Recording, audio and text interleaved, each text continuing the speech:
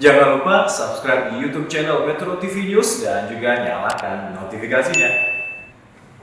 Dan pemirsa, untuk mengetahui laporan kondisi terkini pasca gempa di Sulut, kita akan terhubung melalui sambungan telepon dengan Raditya Jati, Kapus Datin BNPB. Selamat petang Pak Raditya. Selamat petang Mas Adi. Ya, Pak Raditya, informasi dari BMKG, guncangan gempa tersebut dirasakan warga di sejumlah daerah, yaitu di Kota Manado, Minahasa, Sangihe, Talaut, Bitung, Tomohon, dan Bolang Mongondo Selatan. Seberapa signifikan Pak kerusakannya menurut data yang Anda himpun sampai saat ini?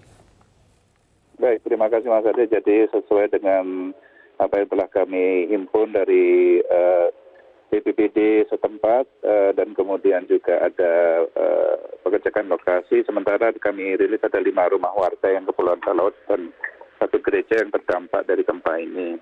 Dan mungkin tadi juga lantai di rumah sakit. Intinya adalah saat ini BPBD telah menyampaikan ada 2 unit rumah dan yang rusak ringan dan 3 unit terdampak. Ya. Jadi menginformasi 2 unit rumah mengalami rusak ringan dan 3 unit terdampak. Jadi tingkat kerusakannya pada ketiga unit rumah tersebut masih dalam proses pendataan di lapangan. Baik. Tapi yang jelas tadi dia sampaikan tidak ada korban dan relatif ringan. Intinya kita tetap harus waspada. Tadi disampaikan oleh BMKG karena memang Talaut ini memiliki catatan historis gempa yang cukup besar ya di beberapa tahun sebelumnya. Oke, yang paling besar berapa dan kemudian bagaimana dampaknya Pak secara historis? Jadi memang di data historis kami mungkin nanti BMKG lebih memberikan informasi yang terbanyak juga. Jadi catatan kami berdasarkan BMKG juga di 1914, 1967, 1969 dan 2009. Namun memang kali ini memang tidak ada korban yang menjadi reruntuhan bangunan karena bukan sekali lagi gempanya tidak mematikan, tapi sekali lagi karena memang masalah bangunan atau infrastruktur yang kurang kuat terhadap gempa bisa mengakibatkan korban jiwa. Jadi intinya memang wilayah yang memang mempunyai histori kegempaan memang sebaiknya memang selalu harus waspada dan perhatikan juga masalah infrastruktur dan struktur bangunan, rumah dan sebagainya. Demikian. Baik. Oke, lalu bagaimana dengan kondisi infrastruktur saat ini, mulai katakanlah dari jalan, listrik, bandara, dan lain-lain, Pak Raditya? Ya, untuk memang waktu kejadian gempa sempat ada kesulitan kami berkomunikasi karena memang terjadi pemadaman. Tapi sekarang sih sudah komunikasi dan ya bersyukur tidak ada korban jiwa. Sampai saat ini kami belum ada data yang sampai ke pusat dari Pusdalop.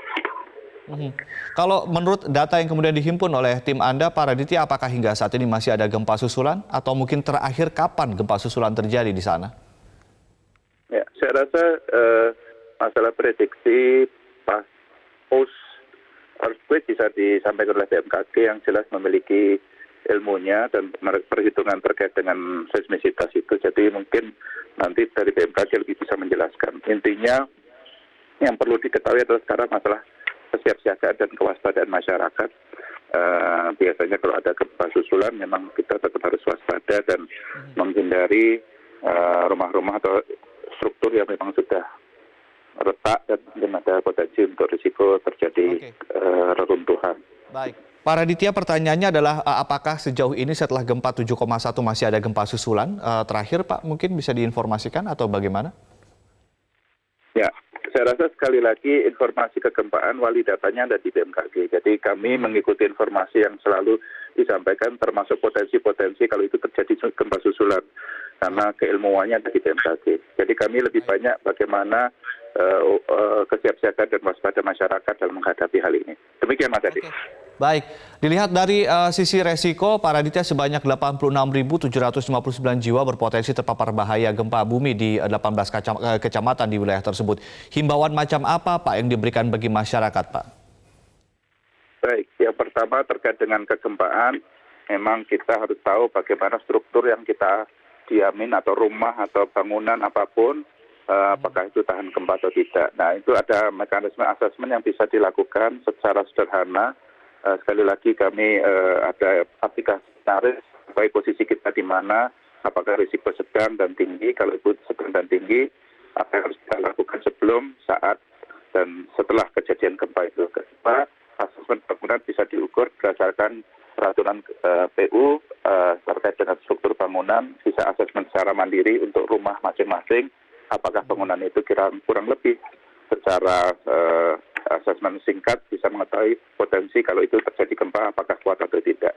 Saya rasa sekarang mulai harus melakukan edukasi kepada masyarakat sejauh mana mereka memahami bahwa bangunan mereka adalah tahan gempa, terutama di wilayah-wilayah memang mempunyai potensi risiko tinggi terhadap gempa bumi. Demikian Mas Adi.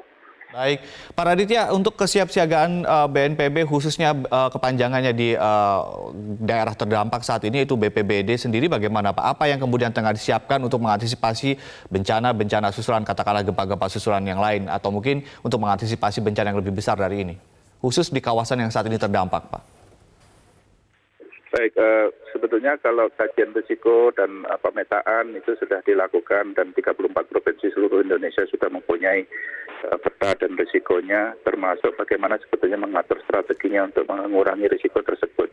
Intinya adalah sekarang kabupaten kota atau di level provinsi, bagaimana pengendalian pemantauan dalam hal kajian risiko itu diterapkan dalam hal program kegiatan yang masuk dan betul-betul menjadi perhatian dari pemerintah daerah.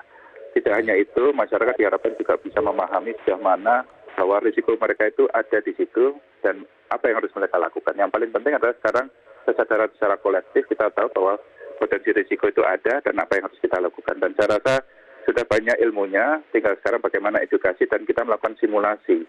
Dan kita melakukan apa yang harus kita lakukan dan atur strateginya supaya kita tetap selamat dalam menghadapi potensi risiko terhadap gempa dan seterusnya. Baik, Raditya Jati, Kapus Datin BNPB. Terima kasih telah bergabung bersama kami di Prime Time News.